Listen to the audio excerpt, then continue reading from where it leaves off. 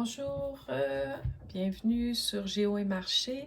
Alors, sur cette chaîne, on parle de finances et donc des grandes tendances du moment. Alors, je m'intéresse beaucoup au secteur de la crypto-monnaie parce que la blockchain, qui est la nouvelle technologie euh, qui va probablement là, être à la base de l'avenir du prochain système financier. Donc, il y a quelque temps, j'avais lu des informations concernant l'origine de Ripple et j'ai essayé beaucoup de comprendre pourquoi depuis 4 ans le gouvernement américain s'acharne sur Ripple, donc sur le XRP, alors qu'il y a d'autres crypto-monnaies et d'autres jetons là, qui sont complètement illégales et qui n'ont jamais été poursuivis par le gouvernement américain.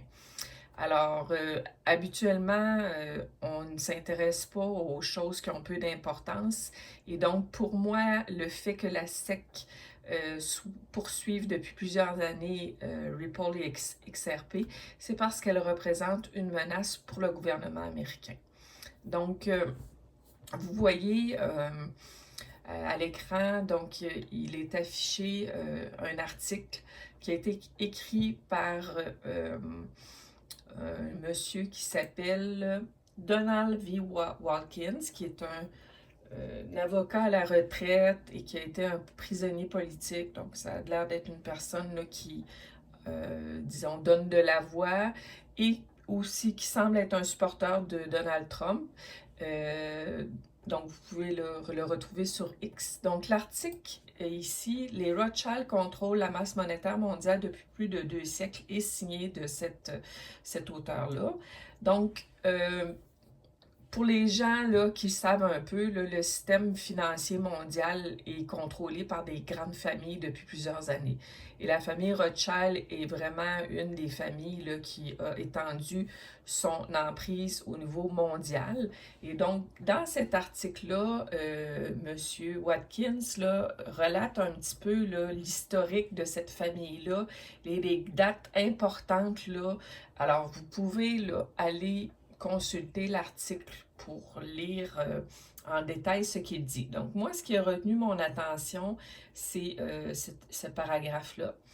Donc, lui mentionne que, en fait, en 1832, le président Andrew Jackson mena avec succès une action du Congrès visant à reprendre le contrôle de la masse monétaire américaine aux mains des Rothschild en refusant de renouveler la charte de la deuxième banque d'Amérique. Alors, c'est une charte là, qui avait été signée en faveur de cette famille-là. Ce n'est qu'en 1913 que les Rothschild purent créer leur troisième banque centrale en Amérique. Entre-temps, à partir de 1875, les Rothschild, agissant par l'intermédiaire de leur partenaire bancaire new-yorkais, Jacob Schiff de la banque Kuhn, Loeb Co., financèrent la Standard Oil Company de John D. Rockefeller, l'Empire ferroviaire d'Edward H. Harriman et l'Empire sidérurgique d'Andrew Carnegie en utilisant donc l'argent Rothschild.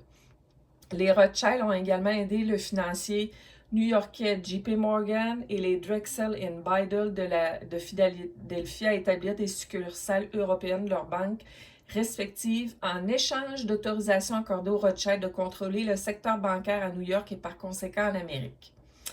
En 1913, les Rothschild ont créé leur dernière et actuelle banque centrale aux États-Unis, la Federal Reserve Bank. Cette banque indépendante régule et contrôle la masse monétaire et les politiques monétaires des États-Unis. Même si la Réserve fédérale est supervisée par un conseil des gouverneurs nommé par le président des États-Unis, le véritable contrôle de la banque appartient toujours à la famille Rothschild. Même le président Donald J. Trump n'est pas en mesure de briser l'emprise financière et l'influence de la famille Rothschild sur la Federal Reserve Bank.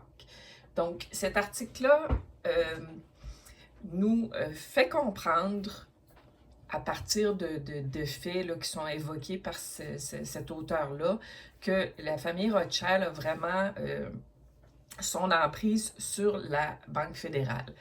Et donc, on peut donc dire qu'actuellement,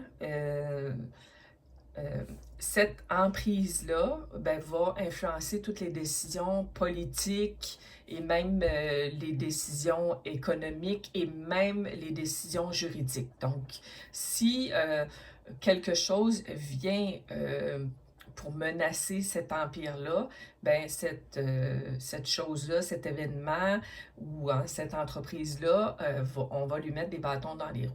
Donc, la famille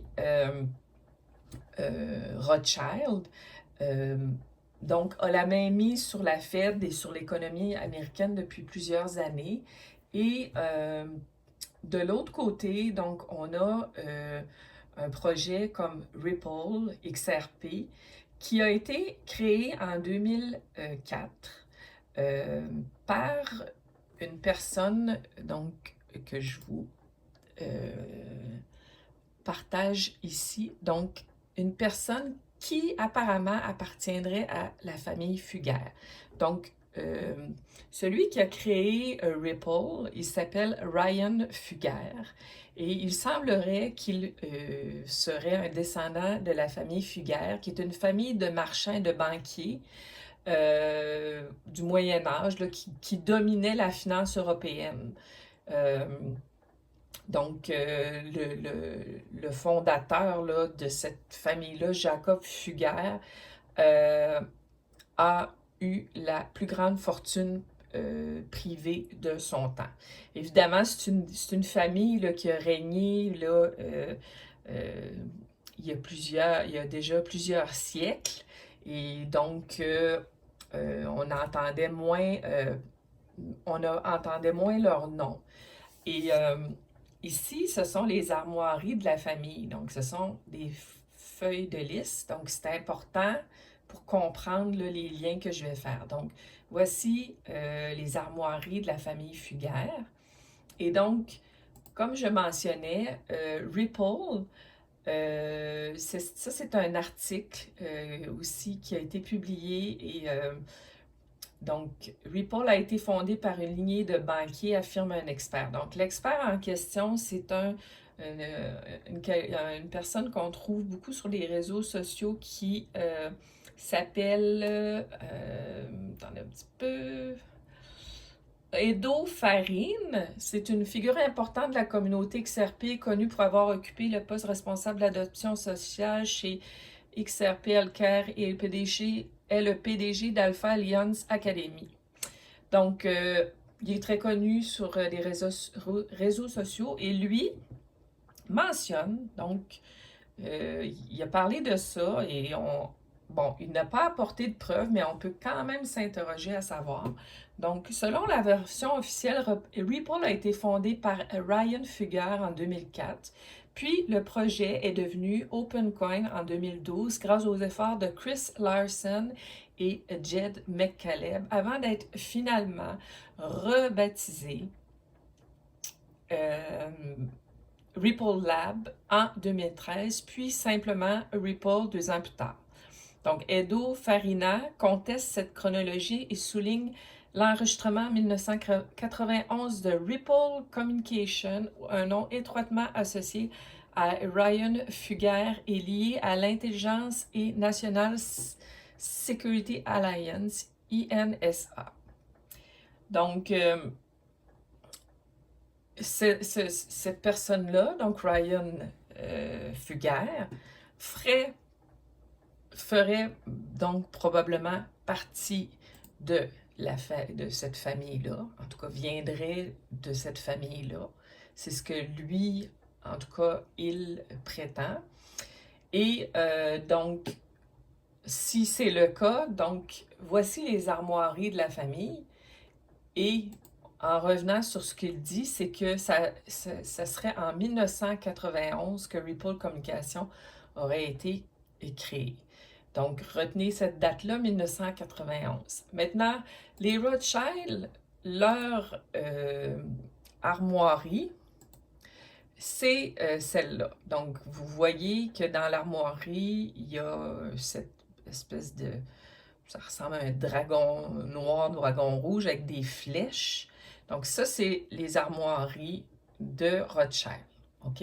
C'est important, les armoiries, parce que ça nous fait comprendre des fois certains signes. Donc, ici, on n'a pas de fleurs de lys comme dans le cas de la famille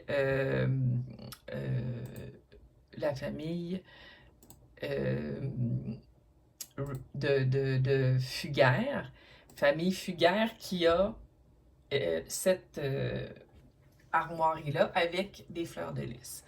Donc, le lien qu'on va faire, c'est que donc si en 1991, Ryan Fugère, potentiel descendant de cette ancienne famille de banquiers, donc s'il a créé en 1991 XRP Ripple, donc lui, il l'avait créé dans l'objectif là, que ça serve de transfert d'argent internationaux, le XRP. Et donc, c'est une menace parce que c'est une monnaie qui devait, dans son esprit à lui, servir mondialement pour le transfert d'argent. OK? Et on sait que XRP, c'est effectivement une crypto-monnaie. Maintenant, ce qu'on on a découvert par la suite, c'est que The Economist de 1998 a publié donc cette image-là. Donc, The Economist est réputé pour toujours annoncer ce qui s'en vient, et des fois bien à l'avance. Et donc, dans The Economist de 1998, donc 7 ans après que potentiellement Ripple aurait été créé par Ryan Fugger de la famille Fugger. Donc, vous vous rappelez que l'armoirie des Fugger, c'est une fleur de lys. Donc, voyez-vous la fleur de lys ici sur le phénix.